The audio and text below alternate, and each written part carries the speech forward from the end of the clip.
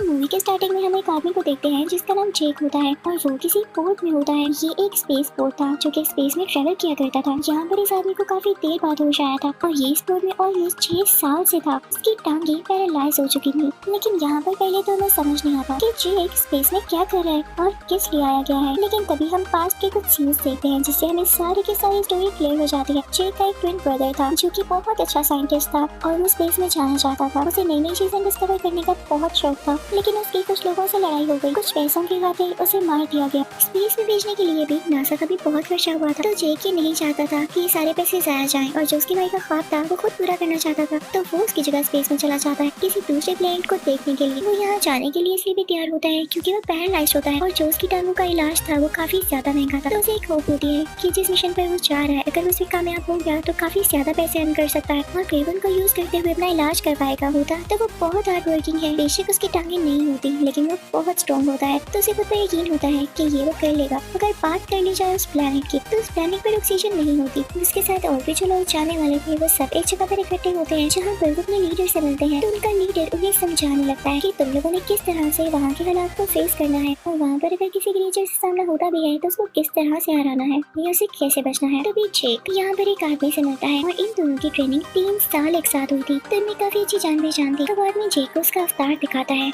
इस अवतार में इंसानों के भी डीएनए थे और उन क्रिएचर्स के भी जो कि उस प्लेनेट पर रहा करते थे जहाँ पर ये लोग जा रहे थे। तो इनका प्रोजेक्ट स्टार्ट होता है, लेकिन तभी वहाँ पर इस प्रोजेक्ट के लीडर आते हैं और सीधा इस प्रोजेक्ट के हेड के पास जाती है जो कि एक बिजनेसमैन होता है। उसने ये प्रोजेक्ट स्टार्ट किया था। वो उसे कहती है कि तुम्हारा जेक को लाने का क्या मकसद था। तो वो हेड उसे बताता है कि इसमें कोई मसला नहीं है, वो समझदार है और तुम्हें पता भी है कि हम उस प्लेनेट पर क्यों जा रहे हैं। वो उसे कीमती स्टोन दिखाता है। वो कहता है कि हम उस प्लेनेट से स्टोन लेंगे। ये 1 केजी स्टोन 100 करोड़ का बिकता है, यानी इसका सिर्फ 10 ग्राम 1 करोड़ का बिकेगा। तो तुम खामोशी से होने दो जो हो रहा है। फिर अगले दिन हम देखते हैं कि जेक को एक मशीन में भेजा जाता है जिससे वो अवतार बन के बाहर आता है। उसको अवतार की बॉडी में शिफ्ट कर दिया गया था जिसे पाकर वो बहुत खुश था। लंबे लंबे कान, लंबी सी तुम, लंबी सी छोटी और नीली यानी ब्लू रंग से वो काफी खुश था। फिर जेक मिलता है एक तो वो जेक की काफी तारीफ करता है क्योंकि जेक पहले फौज में था यानी आर्मी में था और उसकी एक्टिविटीज काफी अच्छी थी। तो वो जेक से कहता है कि तुम बहुत आगे जा सकते हो और वहाँ उस प्लेनेट में जाके वहाँ के लोगों के साथ ज्यादा से ज्यादा टाइम स्पेंड करना, क्योंकि तुम जितना टाइम उनके साथ स्पेंड करोगे वो उतना ही तुम पे ट्रस्ट करने लगेंगे। वो तुम जानते हो ना कि इस प्रोजेक्ट का हेड यही चाहता है कि उस प्लेनेट से ज्यादा स्टोन निकाल सके। इसके लिए पहले तो उन क्रीचर्स को वहाँ से हटाना होगा। तो अगर तो तुम ये काम कर रहे हो तो अच्छी बात हो, लेकिन अगर 3 महीने के अंदर तुम ऐसा ना कर पाए तो हमें मजबूरन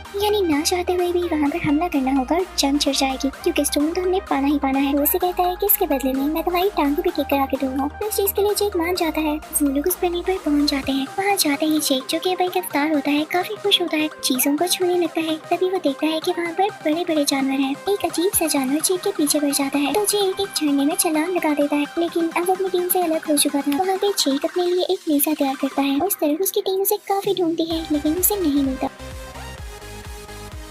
तो वो लोग यहाँ से ये सोचते हुए चले जाते हैं कि ये खतरनाक प्लेनेट है और क्या पता तक जेक मारा गया हो। जेक वहीं जंगल में होता है। तभी हम देखते हैं कि कोई फीमेल उसे देख रही होती है और वो उसी प्लेनेट की क्रिएचर होती है जिसका नाम नीति होता है। वो जेक पर एरो चलाने ही वाली होती है कि तभी उस पर एक फूल आकर बैठता है तो वो अपना डिसीजन बदल लेती है और वहाँ से चली जाती है। अब रात को जेक के पीछे उस प्लेनेट के काफी खतरनाक जानवर बढ़ जाते हैं और उस पर अटैक करने के लिए आगे बढ़ रहे होते हैं, लेकिन जेक उनसे फाइट बैक करता है। उनको भगाने के लिए आग भी जलाता है। तभी वहाँ पर नीति आकर उसे बचाती है, लेकिन इस दौरान वहाँ के कुछ जानवर भी मारे जाते हैं। तो नीति को गुस्सा आता है। वो जेक से कहती है कि तुम्हें बचाने के चक्कर में मेरे जानवर मारे गए। तो जेक उससे कहता है कि गुस्सा किस चीज का दिखा रही, अगर अपने जानवरों की इतनी फिक्र थी तो मुझे बचाया ना होता। तो नीति उसे कहती है कि तुम बिल्कुल बच्चे हो। तो जेक उसे कहता है तो फिर मुझे सिखाओ कैसे लड़ा जाता है। इसी के साथ जेक की बॉडी पर वही ग्लोइंग फ्लावर्स आकर बैठ जाते हैं। नीति इस कबीले के सरदार की बेटी होती है तो वो जेक को अपने कबीले के पास लेकर जाती है। उसके कबीले के लोग जेक को मारना चाहते हैं लेकिन नीति उनको रोकती है। तो ये बात एक और क्रिएचर को अच्छी नहीं लगी। ये वही क्रिएचर होता है जो कि अब आगे जाकर इस कबीले का सरदार बनने वाला था। लेकिन नीति की माँ जो कि वहाँ की रानी होती है नीति से कहती है कि तुम्हें मैं इजाजत देती हूँ, तुम जेक को चीजें सिखा सकती हो। दूसरी तरफ हम देखते हैं कि जेक की असल दुनिया में आंख होती है यानी उसी पोर्ट में। तो वो सबको बताने लगता है कि मैंने उन लोगों का ट्रस्ट जीतने के लिए पहला स्टेप तो पास कर लिया, जिसे सुनकर सब लोग काफी खुश होते हैं। अब नीति जेक को काफी चीजें सिखाने लगती है जैसे कि हॉर्स राइडिंग वगैरह। दूसरी तरफ हम इस प्रोजेक्ट के लीडर को देखते हैं जो कि अपनी टीम को लेकर इस जगह पर आ जाती है। वहाँ पर इनका एक छोटा सा कैबिन होता है पहाड़ों के ऊपर जो कि बादलों में उड़ सकते थे।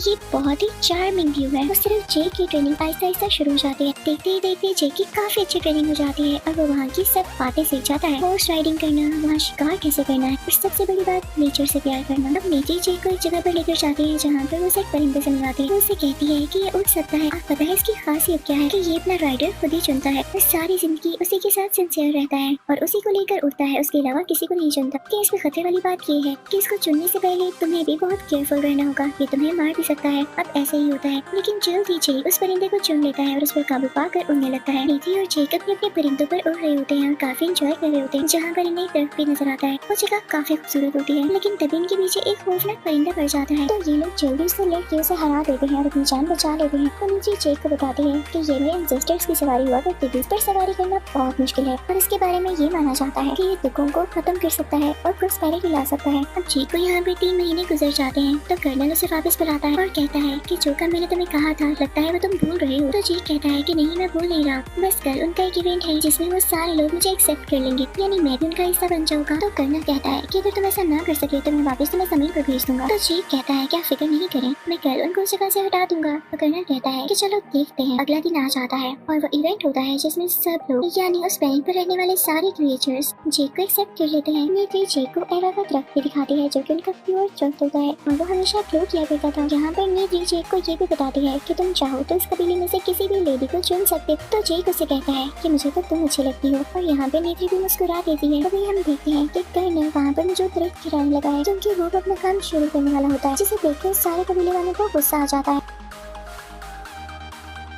जेक उनको रोकने की काफी कोशिश करता है लेकिन इंसान तो रुके नहीं रहे थे। ये सब देखकर वो क्रिएचर जो इस कबीले का नया सरदार बनने वाला था जेक पर हमला कर देता है और नेत्री उसे बचाती है। अब इस प्रोजेक्ट के लीडर कर्नल से कहती है कि जरूरी नहीं है कि तुम उनकी जमीन खोद कर उनके दरख्तों को गिरा कर स्टोन को हासिल करो, जेक होता है स्टोन चारों तरफ हो। तब तक जेक भी आ जाता है जो क्या कर कर्नल को समझाता है और इस प्रोजेक्ट के हेड से भी कहता है कि आप लोगों को ये स्टोन क्यों चाहिए। वो लोग नेचर को बहुत पसंद करते हैं, वो कभी भी यहाँ से नहीं जाने वाले। तो कर्नल कहता है कि हमें से फर्क नहीं पड़ता, अगर वो नहीं जाएंगे तो मैं तुम्हें पहले ही बता चुका हूँ कि हम जंग करेंगे, जब कल से वैसा ही होगा। लीडर और जेक उन्हें समझाने की काफी कोशिश करते हैं लेकिन उनको सुन ही नहीं रहा होता। वो बस उनको इतना सा मौका देता है कि तुम लोग वापस अपने अवतार में एक बार जा सकते हो और उनको डील कर सकते हो, ये तुम लोग के पास आखिरी मौका है। इस प्रोजेक्ट के लीडर और जेक अपने अपने अवतार में चले जाते हैं और दोबारा से उस प्लान पर जाते हैं जहाँ पर जेक जाकर सब कुछ सच सच बता देता है कि मुझे यहाँ पर इसीलिए भेजा गया था कि मैं आप लोगों को इस जगह से हटा सकूं क्योंकि हमें यहाँ से कुछ जरूरी चीजें चाहिए। तो नेत्री सुन के रोने लगती है और चिल्लाने लगती है कि तुमने मुझे धोखा दिया है, तुम अब तक ड्रामा करते आ रहे थे। उस बैंक के क्रिएचर्स जेक और उस प्रोजेक्ट के लीडर को कैद कर लेते हैं। तभी वहाँ पर कर्नल अपने लोगों के साथ आ जाता है। जेक उसे मना भी कर रहा होता है लेकिन वो अपने भी इस तरफ आ जाता है। अब इस कबीले के लोग उन पर अटैक करने लगते हैं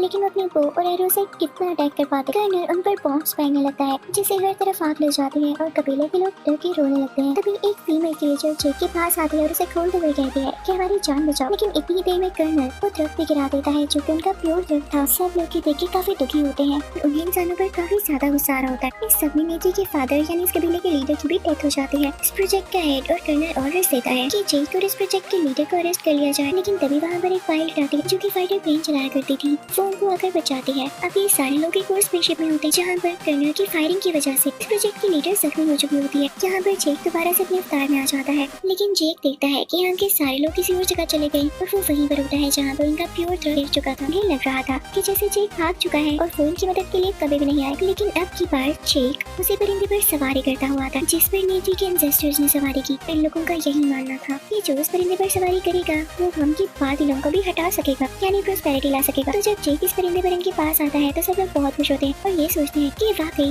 जेक दूर नहीं भागा था बल्कि अब तो वो आ गया है हमारी मदद करने के लिए। तो नेत्री भी बहुत खुश होती है। जेक वहाँ नेत्री की मदद से बात शेयर करता है कि मेरे एक साथी जख्मी है, क्या उसे बचाने का कोई तरीका है। तो वो उसे ये बताती है कि हाँ, अगर वो अपने अवतार में वापस आ जाए तो चांसेस है, लेकिन एट लास्ट वो प्रोजेक्ट लीडर को चाक कर भी नहीं बचा पाते और उसकी डेथ हो जाती है। तो जेक इस कबीले में ऐलान करता है कि हम कर्नल के खिलाफ लड़ाई करेंगे और सब लोग उसकी तरफ हो जाते हैं और उसका साथ देने के लिए तैयार हो जाते हैं। ये तादाद में यानी क्वांटिटी में बहुत ज्यादा होते हैं जिसकी वजह से कर्नल भी डरा होता है। लेकिन मसला ये था कि उसके पास बहुत बड़े बड़े जंग के जहाज और एडवांस वेपन्स थे, लेकिन जेक और बाकी कबीले वालों के पास सिर्फ तीर कमान यानी बो और एरो था। लेकिन जेक इस बात पर इतना ध्यान नहीं देता क्योंकि वो इस प्लेनेट को अच्छी तरह से जानता है और वो ठान लेता है कि वो जरूर इस प्लेनेट के लिए और नेचर के लिए लड़ेगा। वो उसी प्योर दरख्त के पास जाता है और उससे कहता है कि आप हमारी मदद करें, कर्नल यहाँ नेचर को तबाह करने आ रहा है, वैसा उन्हें मत दीजिएगा। अब कर्नल अपना हमला कर देता है। वो बहुत ज्यादा आर्मी को अपने साथ लेकर आया था। वो सबसे पहला शूट उसी प्योर दरख्त की तरफ करता है, लेकिन इससे पहले ही वहाँ पर उस प्लेनेट के क्रीचर्स आ जाते हैं जिन्होंने अपने गोल्डन टक्कर तैयार कर रखा था। जेक भी उसी ब्लू परिंदे पर आ रहा होता है।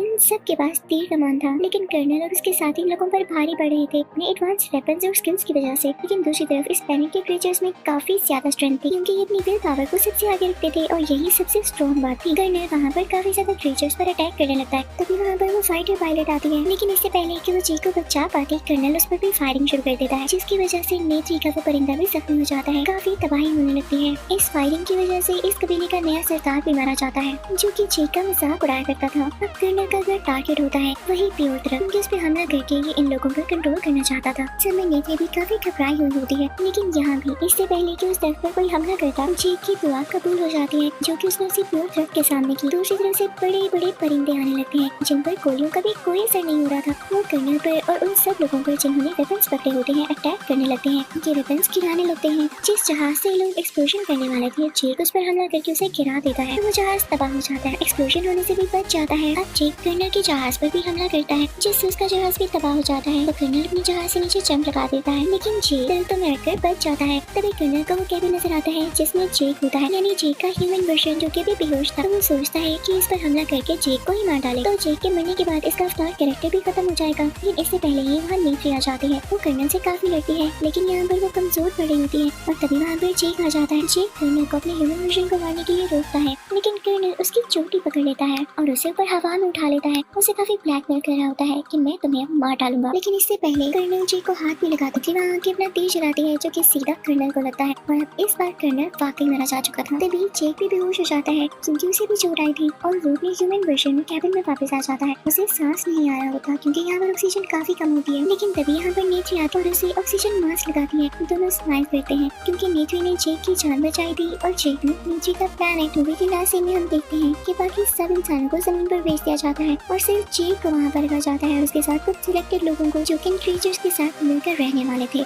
जेक को हमेशा के लिए उसकी बॉडी से निकाल के इस अवतार कैरेक्टर में बदल दिया जाता है और अब वो नेत्री के साथ और इस प्लेनेट में काफी ज्यादा खुश होता है। इसी के साथ इस मूवी का